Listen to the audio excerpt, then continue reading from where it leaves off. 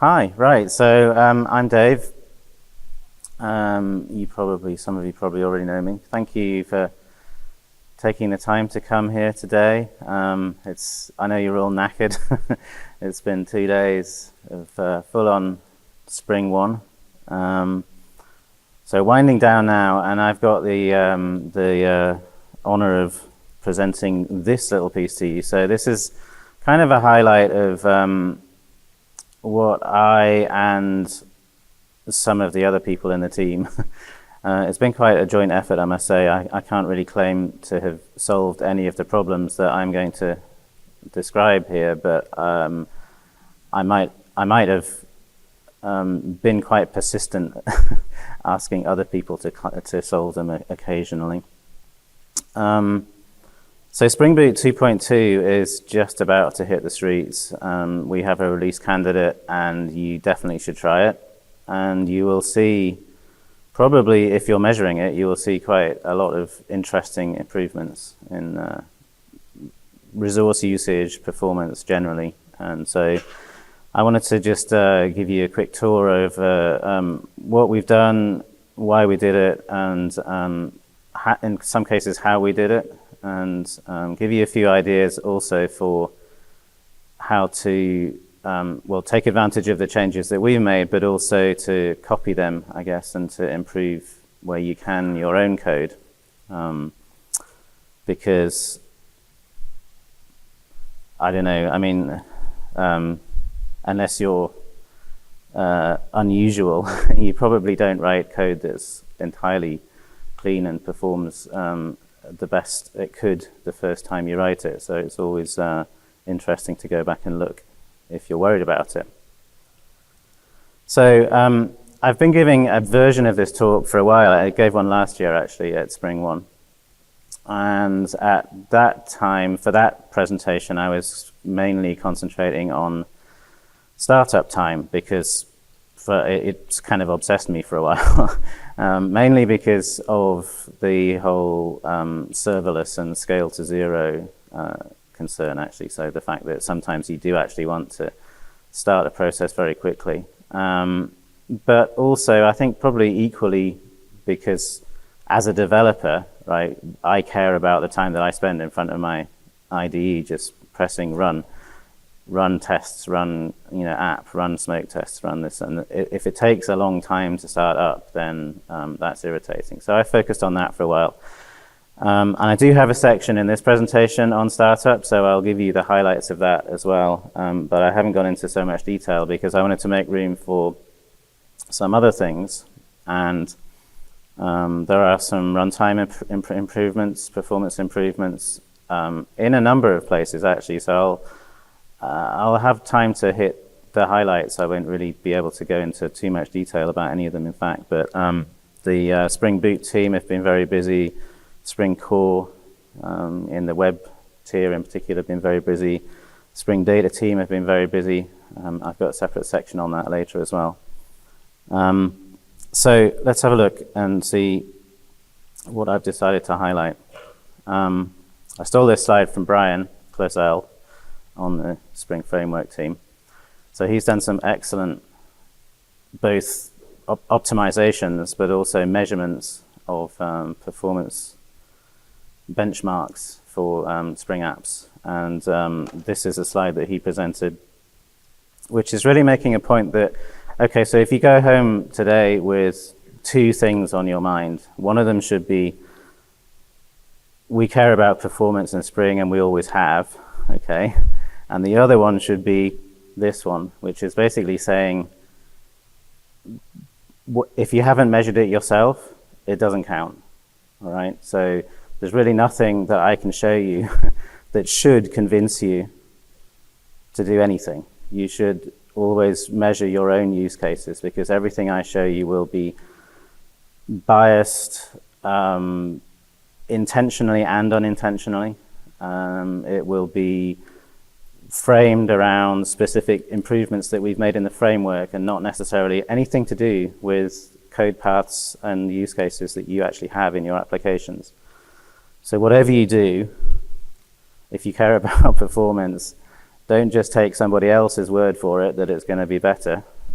Measure it and actually look for optimizations if you need to, look for regressions, and ask yourself, this is a nice little checklist on the right-hand side here that Brian provided. Ask yourself, is this a realistic use case? Is what I'm testing actually important? Because a lot of benchmarks, and even the ones I show you here, will not satisfy that test. Okay.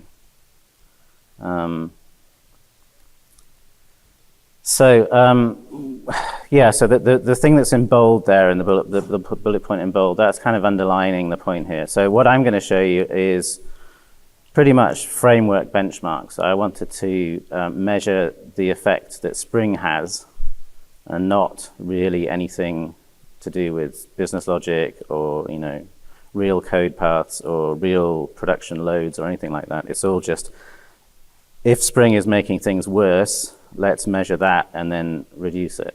And that's kind of the approach that we've taken. So we might as well not make things worse for you, right? That's kind of what we've decided to do in the Spring team. Another good piece of advice here, actually, before I move on from Brian, is, especially with web applications, really, you have to decide what you want to optimize. But I think you would probably we would advise you, and you'll be better off thinking about latency, stability, and predictability. Like, if you want to have a nice time in production, those things are probably more important than raw throughput. Raw throughput numbers can be very misleading. So any benchmark that just measures that, I don't know, just treat it with a big pinch of salt. So we have some tools, and this is a non-exhaustive list, so these are some of the ones that we've used recently. There are actually some older ones. I remember when I first started measuring performance in Spring, there was a thing called the grinder. Does anybody remember that? The grinder, yeah, Alex. On SourceForge, right? I bet, yeah. So I didn't put that on here. I think it still exists. I think you could resurrect it and run it. And I actually remember that was quite nice because it had a Python scripting framework that you could use to run client workloads in a distributed way. So if you had a bunch of raw metal in those days, servers in these days on the cloud, probably you could just farm them out really quickly to remote worker nodes. That doesn't seem to happen in any of the sort of modern testing tools, but that was a good feature, I thought. Anyway, so Gatling, I'll come back to that because I'll show you an example. That's what Brian was using in his tests. It's a Scala DSL, so you have to kind of be comfortable with that. It's relatively easy. You can copy-paste the good bits. And what it does really nicely is it produces nice, JavaScript and CSS enhanced HTML reports of the benchmarks. So that's nice. There's a thing called Work, WRK, and that's worth mentioning because it gets used in a lot of sort of public benchmarks that people use and try to use to compare frameworks. And then there's this enhancement of it. It's basically a rewrite of the original work by Gil Teen, who was at the conference. I guess he's not in the room, is he? Raise your hand, Gil, if you're here. No. So he wrote this sort of souped-up version of Work called Work 2. And his shtick was basically there's something that Work does really wrong, which is if it's really applying a lot of load and to the point where things are going wrong, the network layer is breaking down and you literally can't send any more data over the network. The old Work tends to measure things wrong because it doesn't count the time that you wait for the start of the request before it even gets connected. And he has a name for it. It's some sort of bias that he worried about in the README that you can have a look at in GitHub there. So it's a CLI just like Work, and it has nice histogram outputs in plain text. I'll show you the outputs in a minute and some kind of derived metrics that you can get from them. So the main feature of that compared to work, the original work, is that it tries to maintain a constant throughput. So that's one of the input parameters. And that kind of turns everything on its head, right? So the original work, when you look at people's benchmarks, the metric they often quote is throughput. How many requests per second? 30,000 requests per second or 10,000 requests per second or whatever. With work 2, that's an input to the load back to the benchmark CLI. So you say at the beginning, I want 2,000 requests per second, and tell me the latency characteristics of a system that's operating under that much load.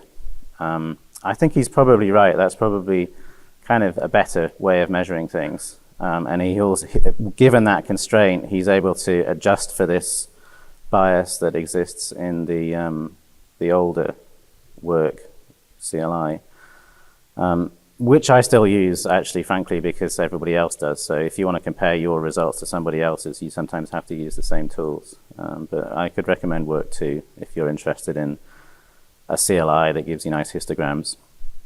I also see a lot of people using JMeter, and I get a lot of, people ask me to help them with performance measurements with JMeter, so I've had a bit of experience with it, but I haven't used it in any of my own tests. I'm just mentioning it because it's very common.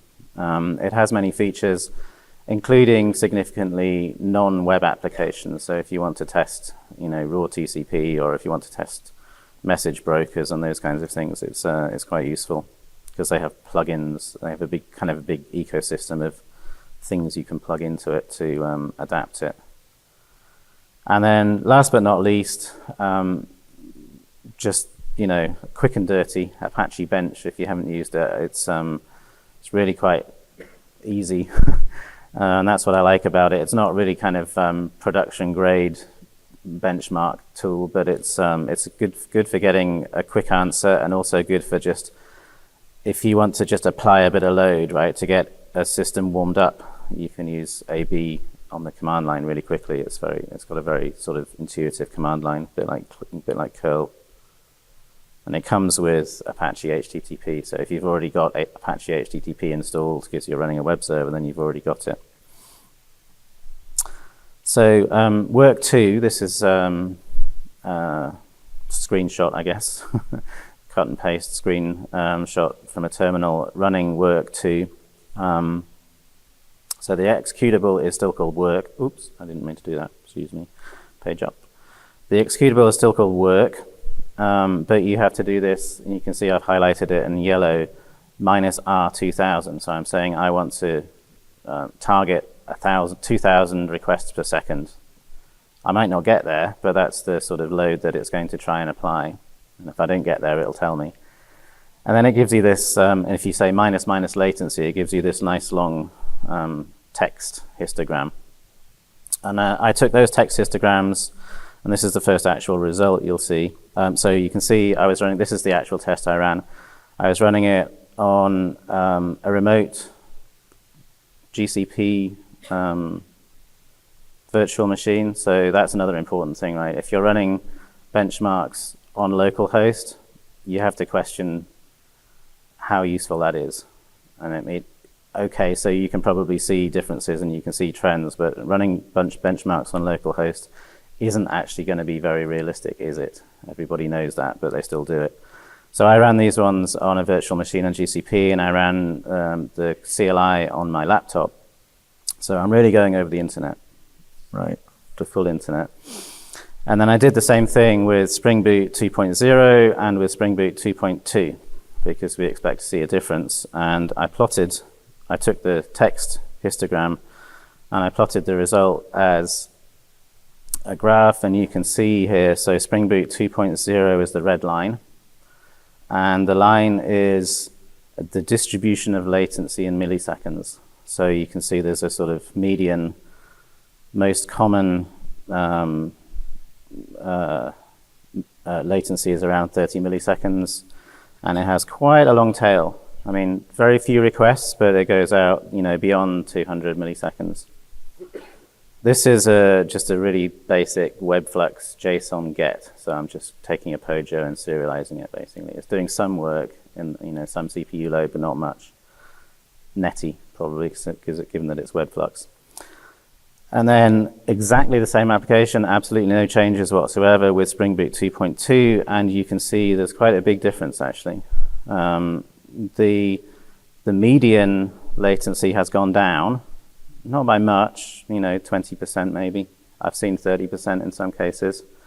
But what's really interesting is the long tail, right? So the long tail is almost an order of magnitude lower. So you get far fewer long tail events with Spring Boot 2.2. And I think we understand why, because we've done quite a few interesting optimizations in there. Let me see what the next slide is before I decide what to do next. Yeah, so I'm going to talk about benchmarks, micro benchmarks next. I just thought maybe you'd be interested in seeing an example of the sorts of optimizations that we did to achieve that.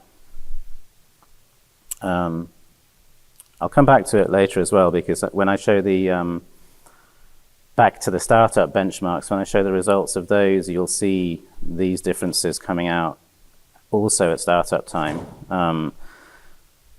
But really, what it comes down to is looking at the tight loops, and the tight loop in a web test like this is request processing, right? So the request comes in, you have to parse all the headers, in particular the MIME types. You have content negotiation is a really good feature of Spring Web Layer, and you don't get that if you drop down to lower level tools. So it's quite a sort of high level feature.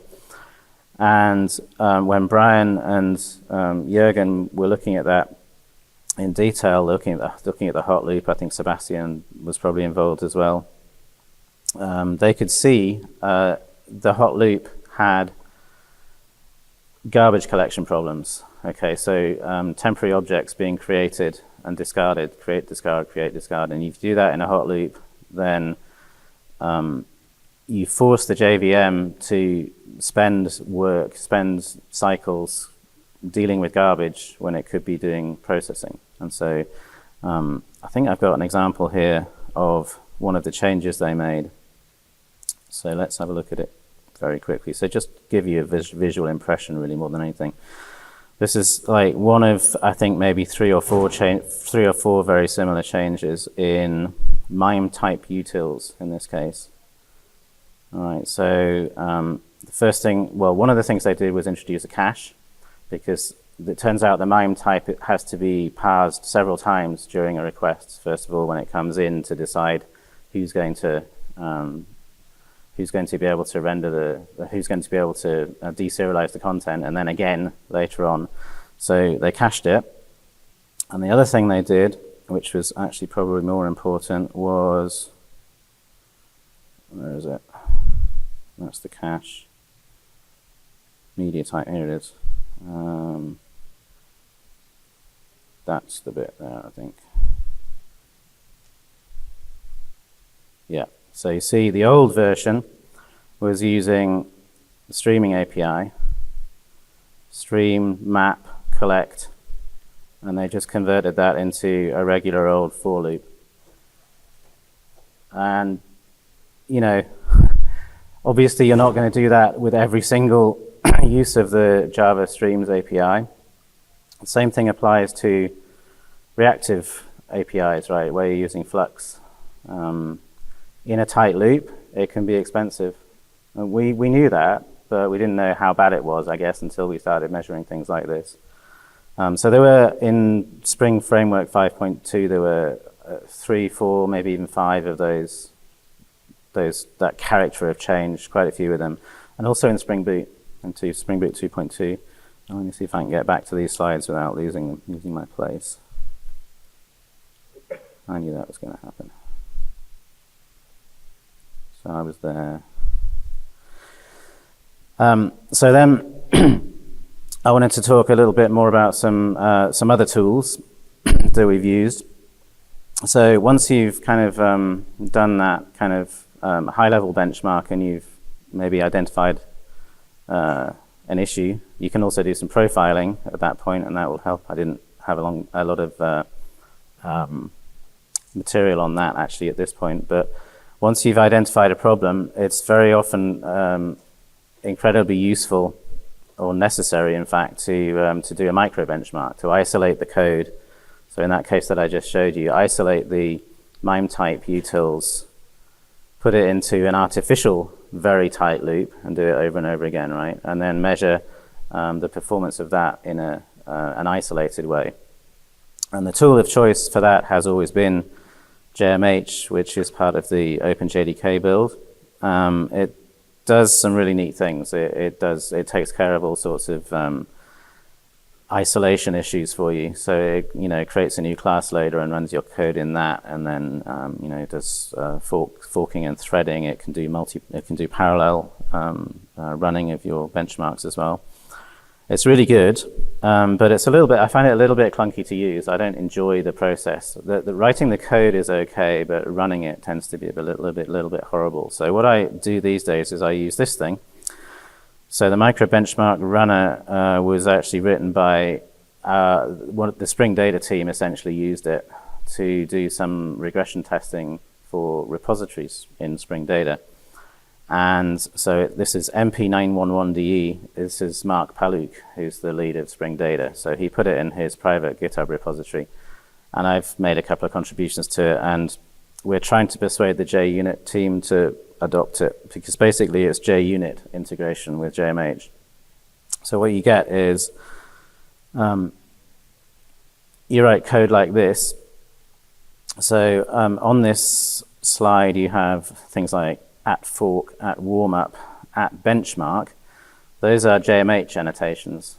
So that's saying to JMH, I want you to take this test method and run it in a tight loop, run it, fork it once, don't warm up, and run it for 1 second. That's time equals 1. And so that's just standard JMH stuff. And so the new thing here is this other annotation, at micro benchmark. And basically that is telling JUnit, it's a JUnit 5 extension. It's telling JUnit that you can use this benchmark method as a test method and run it using JMH. So it's kind of a JUnit plugin. It's really cool. Highly recommended.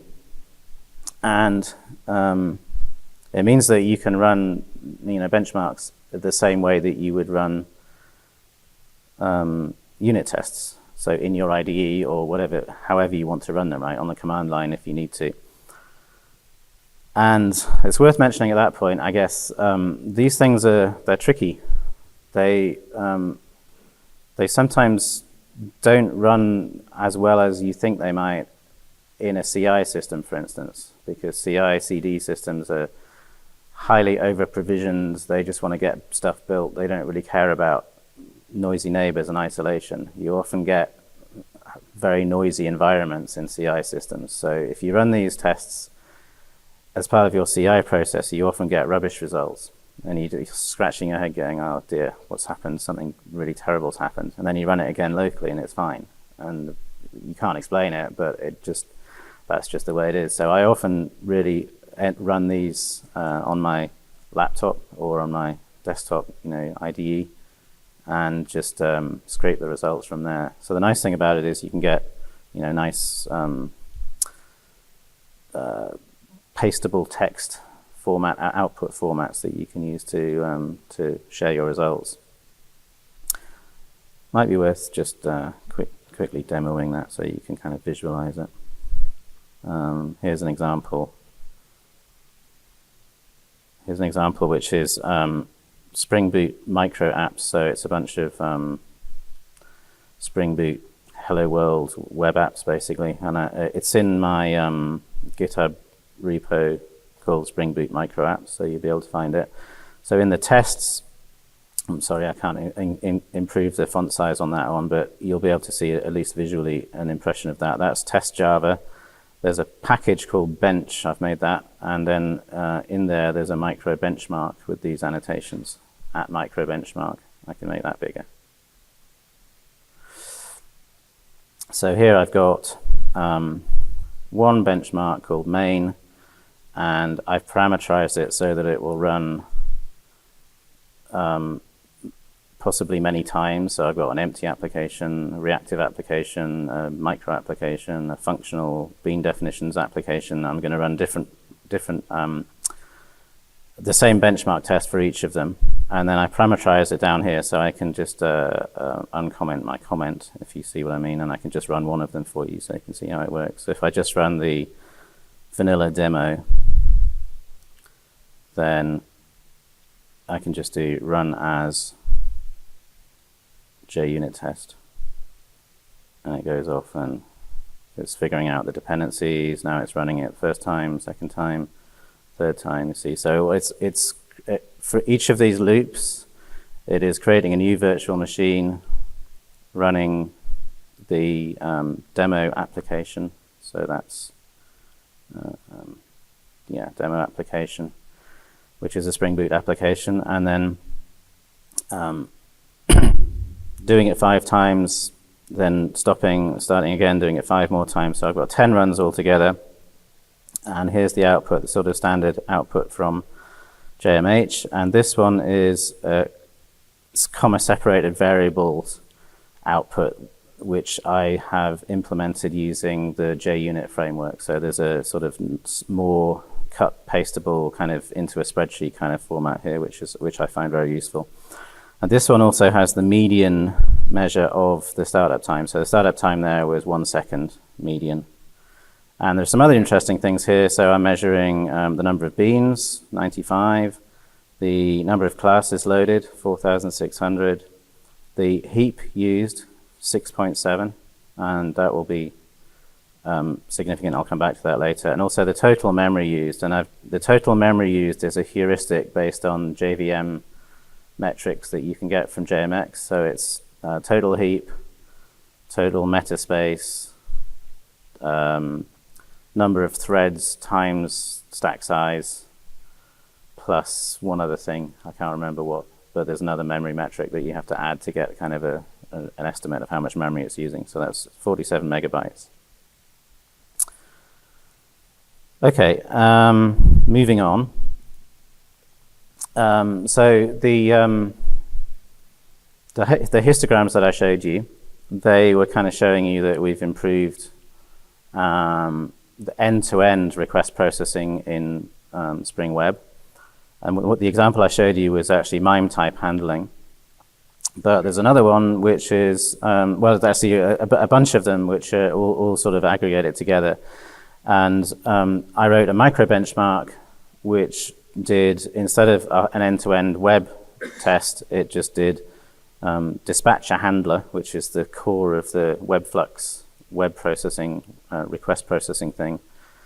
And I wrote a micro benchmark, which was actually the previous slide. I wasn't showing all the code, but that's what it was. And this is the result. So it says with Spring Boot 2.0, you get 111,000 operations per second. So that's requests per second passed, processed. And so that's the total. That's the count of all the things it did actually. So this is the right metric. The median, 9,700 requests per second, and then with Spring Boot 2.2, 12,871. So that's quite a big improvement actually. Probably that's easily 30%, right? So that's kind of enough to explain the shift in the median and the tail of the latency histogram. If you were to move to Gatling, and that's what Brian did for his benchmarks, and I'll show you some results in a minute. It looks like this. So you have a kind of a DSL based on a base class called simulation. You have, here I'm setting up a scenario. So I'm saying I'm going to get some JSON from a URL/user/benchmark. So that was an endpoint in Brian's app that he was using to measure these things. And then you set up the benchmark. You say, for this scenario, I want to ramp up the number of concurrent users. So it does this thing where it sort of starts slow and then it slowly increases the number of users. the number of steps is a variable somewhere, and each level, so for 20 seconds I'm going to hit the thing as hard as I can, and I'm going to increase the number of users, then do it again, then increase the number of users, then increase the number of users. So it's kind of a step function of usage or concurrent users. So each level lasts 20 seconds, separated by a ramp, which is kind of the slow increase in the number of concurrent users for 10 seconds, starting from 0. Okay, max duration 20 minutes, and just hit it as hard as you can. And then the result looks like, well, there's lots of results, but I've kind of picked some nice pictures that you can sort of pick some interesting features out of. There's a huge number of results, including latency histograms, error counts and error statistics. I don't think there were any errors actually in this benchmark. So you can see the orange line is the number of active users, and that's ramping up by construction, basically. That's the way that I designed the test. So I designed it to go up to a maximum of 4,000 concurrent users, or Brian designed it, and then to level off and just run for another couple of minutes. And the blue histogram, or the blue line, is the number of requests per second. I don't know what the window was, probably over a 30-second window or something. And you can see it quite quickly saturates. It doesn't really matter after it's saturated how many concurrent users there are. You're always going to get 20-something thousand requests per second. So I was kind of puzzled by that. But I'm pretty sure that's just an infrastructure effect. That's literally as many requests as you could get over the network. The network being between 2 nodes in Google Cloud for this test. So the server and the client are both running in virtual machines in Google Cloud. So those are the kinds of results you'll see. Here's another view of the same thing, which I found interesting. So this is at the bottom here. So the orange line is the same as the previous slide. At the bottom here, I've got a sort of colorful representation of the latency histogram, right? So the median latency is the sort of, where is it? The bluish turquoisey line there in the middle. Okay, so the median latency does increase a little bit as you go through this test. As you increase the number of active users up to 4,000, it does actually increase the average latency a bit, but actually that's also a physical limitation. It kind of has to, because you remember the number of requests per second was pegged at 20,000. So if I add more of them, they have to take longer. It's kind of physics. There's no signal there about Java performance or Spring performance or anything like that. The sort of interesting signal on this chart is these bumps. I was quite intrigued by that when I first saw them. So it looks like it's got some, well, it's like periodic latency problems, right? But of course the period is designed into the test. It's the ramping up of the concurrent users. So every time you add a bunch of new concurrent users, you have to create new HTTP connections. So that's really showing you the difference between what you can get if you have persistent connections. If your clients are holding on to connections, then you'll be down at the lower level of latency.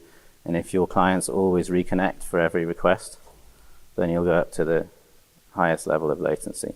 And that's kind of just the way Gatling works, right? When it introduces new users, it has to get new connections, but then it caches them.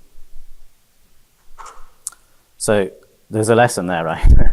Because your pattern of traffic in your real application will be one of those two scenarios or something in between, but it will be unique to you. It won't be anything to do with any benchmark that I wrote.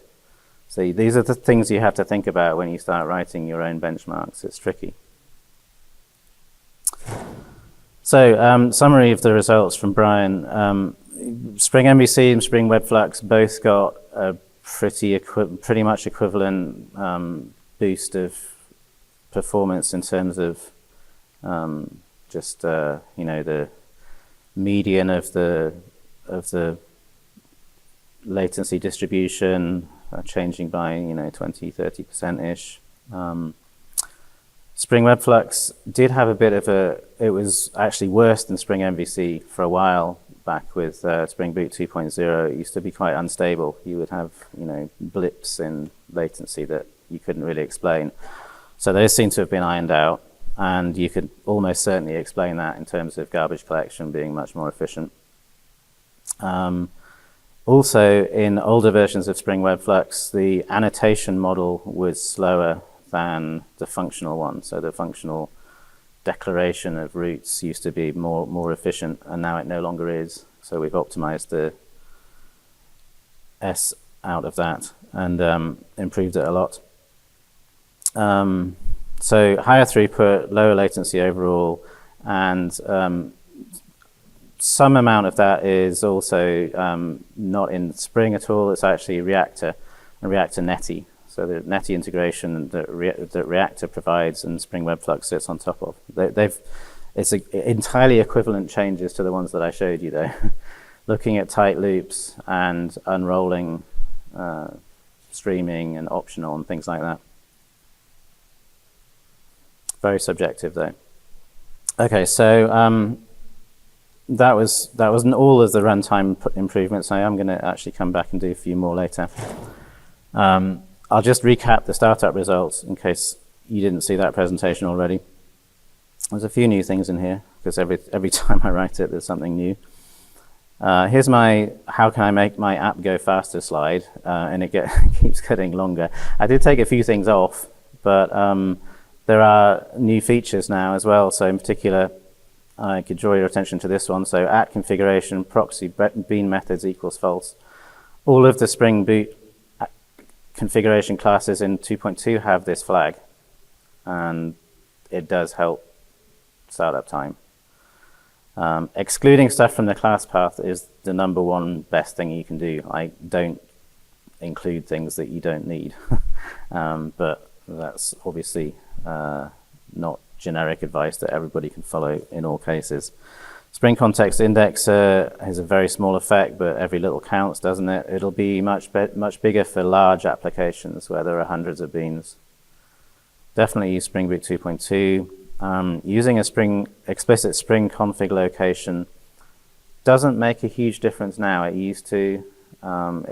They improved it a lot. It's one of the things they optimized, but it still does speed things up a bit because now Spring Boot doesn't have to look for the config file if you tell it where it is. You might have seen a blog about this one. So Andy Wilkinson wrote a blog when this feature was released. So spring.main.lazy minus initialization equals true.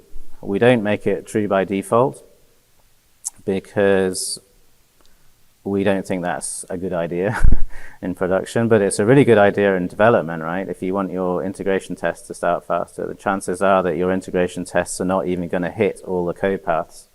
So lazy initialization can be a good thing. And there's a sort of an equivalent thing which has been there longer actually in Spring Data. So Spring Data JPA repositories bootstrap mode equals lazy, and that improves, especially if you've got like more than 2 or 3 entities in your Hibernate configuration. That will improve startup time significantly. This one's a good one for anybody who's building Docker containers. Unpack the fat jar and run with an explicit class path. In fact, use the application's own main class if you can, because that is quicker. Fat jars are great. They're a really nice way of transporting executable code around. I love them, but they are, you know, the extra effort to get inside the jar file and get inside another jar file. The indirection costs something. So I'll show you the results actually in a minute. They're quite a bit slower actually. The JVM experts in the room don't like me for this, so I can't recommend it. I couldn't possibly recommend doing this, but I do it all the time, especially in development, right? At development time, who cares? Run the JVM with -no verify.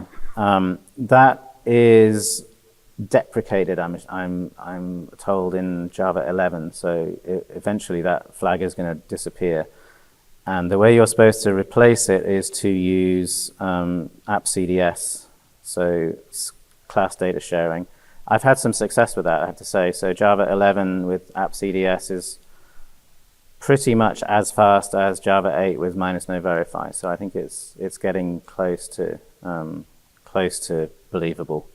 It used to be that Java 8 was always the fastest. I could never stand up and say that Java 8 wasn't faster, but it is sort of closing the gap, I think, now. J9 is a nice way of doing that. So the IBM JVM is now Eclipse OpenJ9, and if you run that version of the OpenJDK, they have some nice command line switches that make that really easy. And also, for me in development, I also do this. I do tiered stop at level equals 1. That is really a horrendous thing to do to a JVM in production. But if you're just doing it to, make your integration tests faster, I feel good about that. Okay, so then that's kind of the stuff that you can do kind of routinely. Anybody can do all of those things. The other things here, not everybody can do, and not everybody can even think about, but it's worth mentioning. So auto configuration, that's a really nice thing. I wrote a blog about this. I'll show you a snapshot, show you a screenshot in a minute that will show you what I mean exactly. So instead of letting Spring gather all the auto configurations that it can find just based on what's on the class path, if you get to choose which ones, then you can choose only the ones you need, and therefore it will be faster, because if you do less, it takes less time. So, the caveat obviously is, well, two things, I suppose. One, you have to know what you want, and it's actually not that easy. You might as well just let Spring do it for you, which is what frankly, I do that. I don't mess around with importing individual auto configurations. But for if you had a really critical application that you really desperately needed this to work for, you could do it. You could import auto configurations individually, and it would probably start up faster. Same thing applies to functional bean definitions. So when we first started looking at startup performance, it seemed like functional bean definitions would be the only way. And it turned out it wasn't. We've made so many changes now that the gap has narrowed, and functional bean definitions are interesting, but they're not significantly faster or anything. So it's not really necessarily going to help, but it does in some use cases. And so, for instance, in Spring Cloud Function, that we support functional bean definitions as sort of a first-class construct, so you can do your configuration that way, and almost certainly it will be faster if you run it in a constrained environment, like in Amazon, for instance. And then the last thing that you can possibly do, which I put in brackets because it kind of isn't even a viable option for most people at the minute, you can try and build a native image with GraalVM. Did anybody go to Andy's talk the other day? Right, so you know all about that. I do have a couple of slides at the end if we have time. I can show the others who weren't there what that means.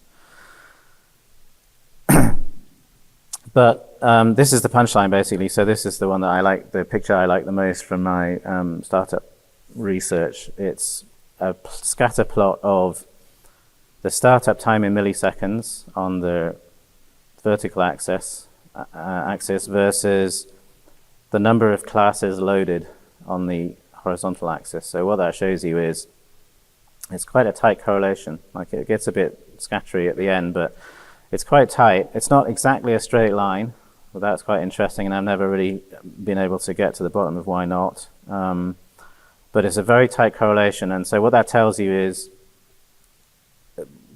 class loading is what costs you at startup time. Class loading is everything, and that's why AppCDS is and no verify is an interesting go faster switch at startup time, because class loading is the most expensive thing you do. It's also why DevTools work so well. So anybody use Spring Boot DevTools? Yeah, I was chatting to Julien Dubois the other day because he was here for his Microsoft presentation. He was the JHipster project kind of founder, right? And they used to use Spring Loaded, which was another kind of live reload thing that we developed at Spring and kind of put out there to see if anybody used, and we don't really support it anymore. So I thought he was going to complain at me and say, oh, you guys, you really need to support Spring Loaded again. And actually he wasn't. He said, oh, you know what, we tried DevTools and it's way better anyway, so why would you bother? And DevTools is, the secret sauce in DevTools is all the classes are already loaded except the application classes. And so the application classes are the only ones you have to reload when you restart the application. So it's a warm JVM, basically. And so warm JVMs can start 10 times faster easily than ones that have to load all the classes at startup. There might still be stuff we can do there. There are various ideas out there. So this is a story about functional bean definitions. It's just to show you what they look like.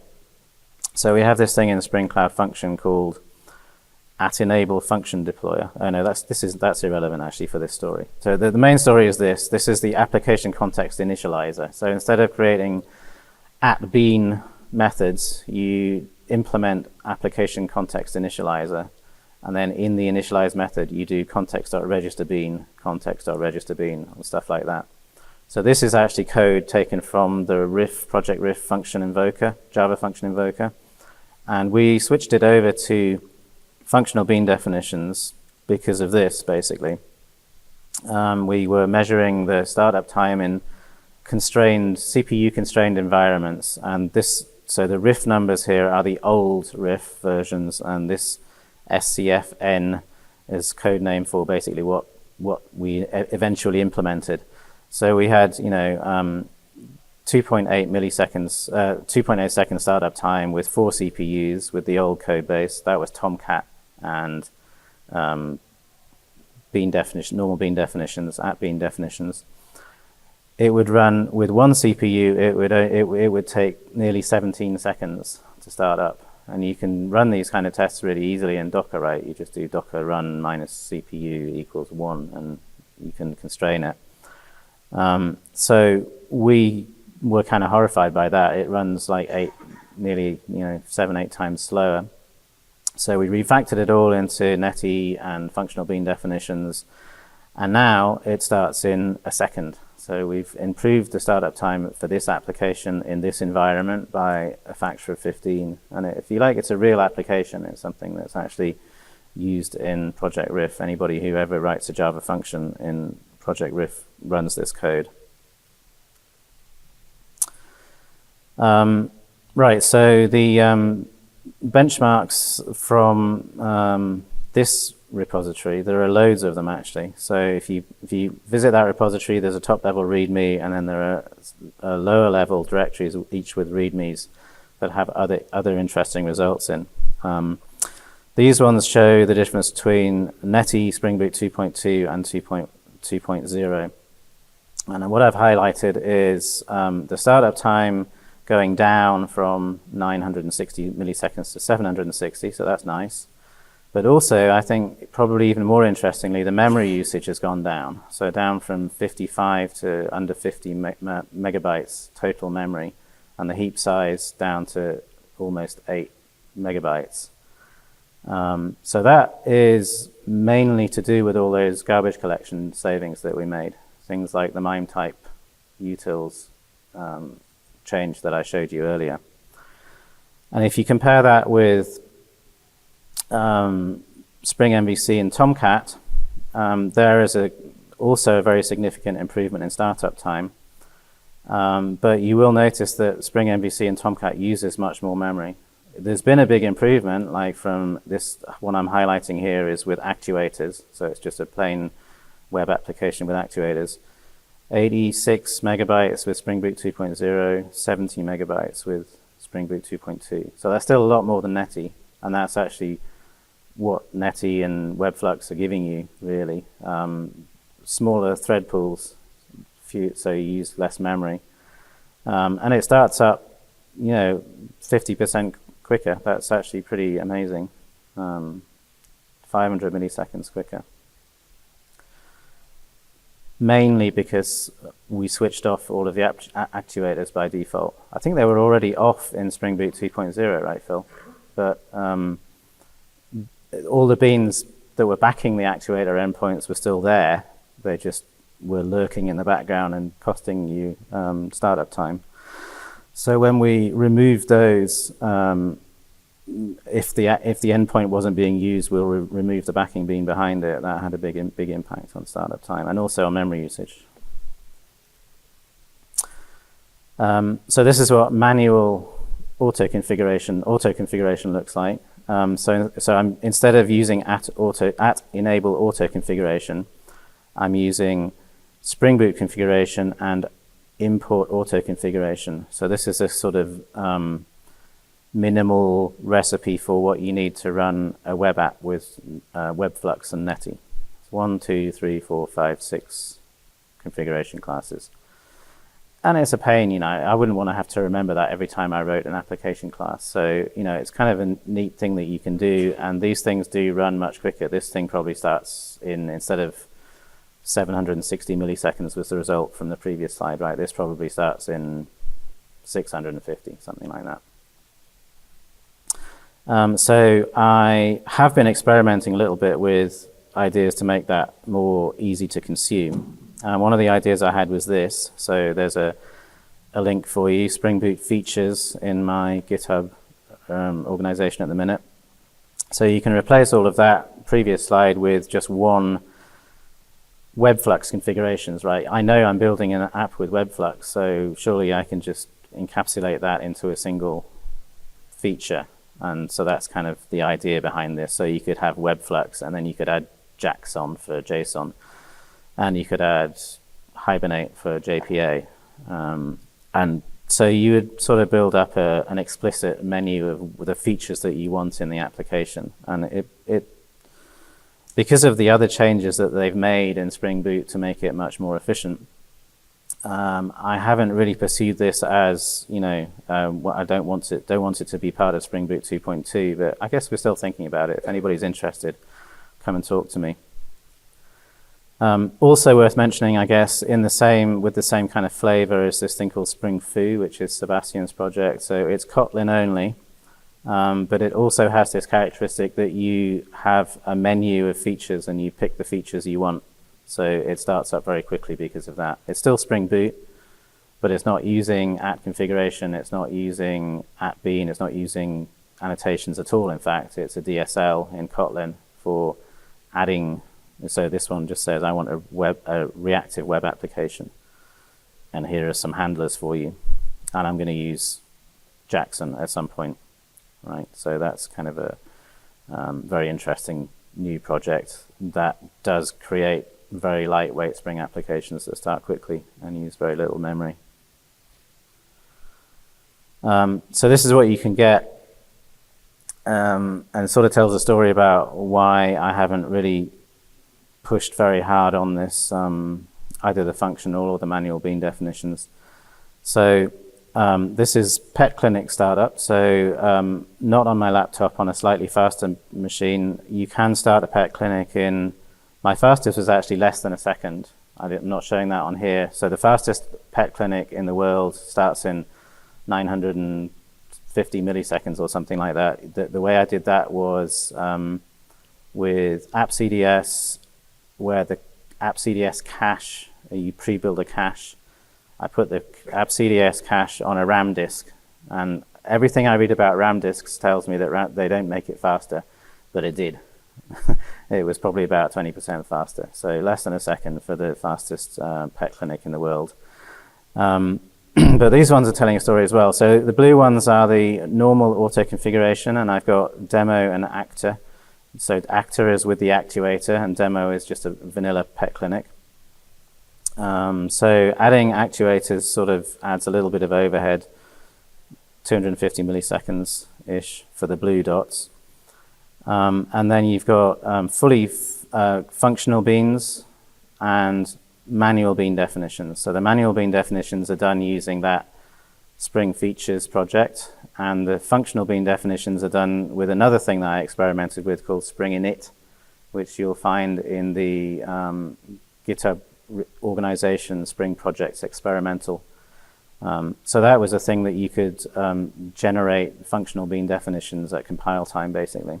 And I didn't finish that because I realized that this manual configuration was getting very close to it. So functional bean definitions actually don't give you much edge. What gives you the edge is being able to choose the bean definitions that you use and only those. So fewer features means faster startup. That's always the message, unfortunately. This allows me to tell two stories. One of them is about the tool. So there's a tool that you could use if you wanted to. I would encourage you to do so.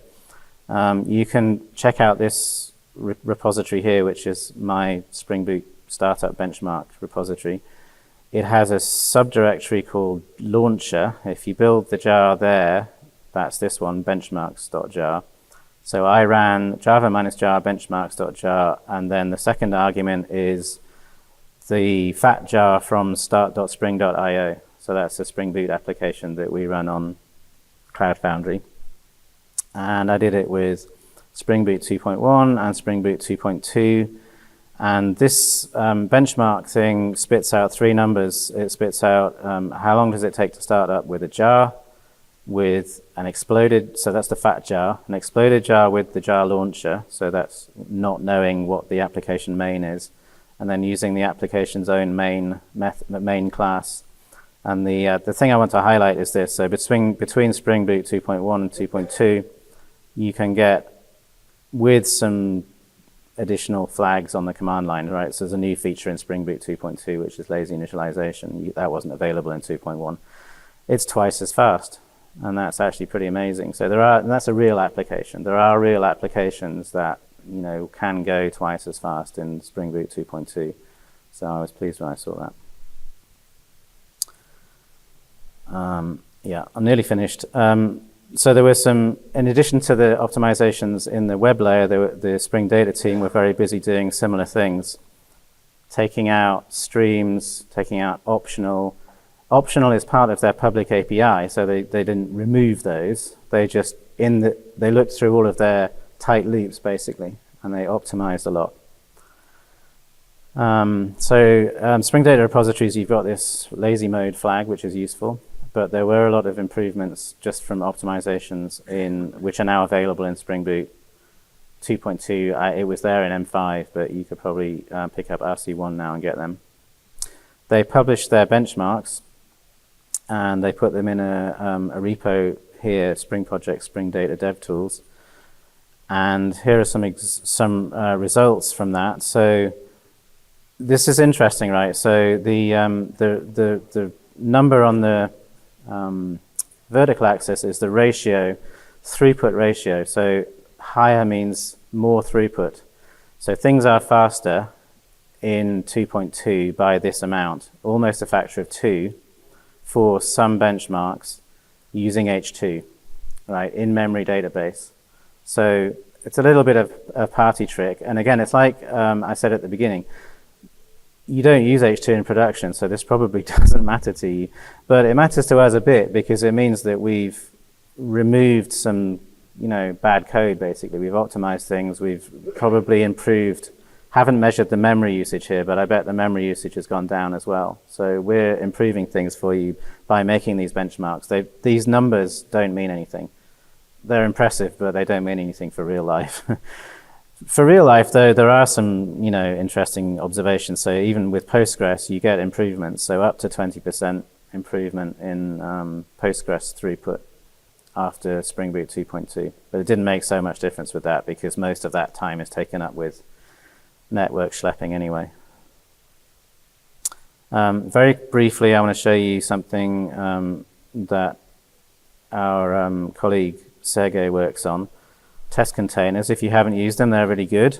They're reusable containers for you're setting up your database and stuff like that in a test time. So you can do it in two ways. You can just create a Spring Boot test with additional properties that then get picked up by the test containers infrastructure. So that special URL there, you'll notice.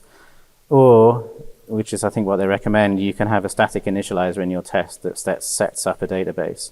So I was doing this with PetClinic, and I was able to get these results. So Spring Boot 2.1, with an old version of test containers, the app would start in 5.8 seconds, but the containers took a long time to start up. So the JVM was running for nearly 22 seconds with that test. However, with Spring Boot 2.2 and a new feature in test containers, which is reusing the containers for multiple tests, the app starts quicker because it's Spring Boot 2.2, quite a lot quicker actually, you'll notice. But also because the test container is reused, the tests run much quicker. So that's like a factor of 4, more than a factor of 4 faster. So that I think is quite useful. Test containers are great. Everybody should use test containers. And very quickly, 2 slides on GraalVM. It's an Oracle research project. It has lots of features. So there's a garbage collection C1 engine, which is very interesting. Probably the most interesting feature for Java production workloads at the minute. They have a community edition and an enterprise edition. And they have this really neat polyglot feature. So you can write code in JavaScript, Ruby, R, Python, loads of different languages, and run it on the JVM using GraalVM. That's actually pretty cool. And if there are definitely some really interesting data science crossover use cases there, and native images, which is what a lot of people are very excited about, of course. I won't go into the native images much because Andy and Sebastian did that the other day. I just wanted to show you the garbage collection results. So this is, again, from start.spring.io. I did a micro benchmark of project generation. You know how it generates projects. You get a Maven build or a Gradle build. So I did that in a tight loop, in a micro benchmark. And so with the JVM using the standard hotspot garbage collector, you can build 57 projects per second in this test. With the Graal Community Edition garbage collector, you get an extra 25% basically. It's 67 projects per second. And then you use the Enterprise Edition and you get a little bit more juice, another 10%, 74 project builds per second. So that's interesting. The Graal results were much noisier. You see the range. So the medium was much better, but there were some quite bad ones as well. So it's not a complete smooth sailing. There are caveats here, but it's actually quite an impressive improvement, I think. It also uses much less memory. Native images, we're working on it, right? So if you went to Andy's presentation the other day, you saw PetClinic starting in 200 milliseconds. It does take more than 10 minutes to compile, and that's bad, right? It's still impressive that you can do it, I think. I'm impressed that we did it. I don't think that it's quite ready for production use, but we're working very closely with the Oracle team. They're very interested in seeing that happen. So watch this space. I expect there'll be more updates on that at SpringOne next year. There was a presentation. You can probably tune into that on the videos when they come out on YouTube. And that's it. Thank you. So I'll ask for a couple of questions because I have a minute or two. If you have questions, raise your hand. If not, then go and get coffee.